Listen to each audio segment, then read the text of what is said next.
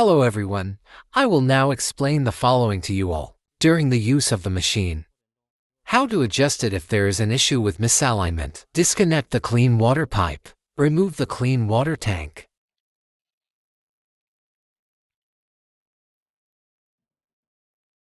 Stand behind the machine. If the machine is veering to the right, find these two screws. Loosen the two nuts at the bottom. Loosen the rear nut by turning counterclockwise.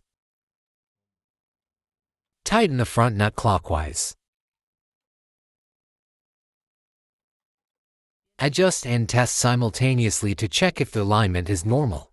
If normal, just tighten the two nuts at the bottom. Conversely, stand behind the machine. If the machine veers to the left, similarly, loosen the two nuts at the bottom. Tighten the rear screw.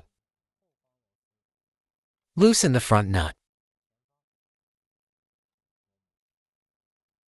Adjust and test simultaneously to check if the alignment is normal. If normal, just tighten the two nuts at the bottom.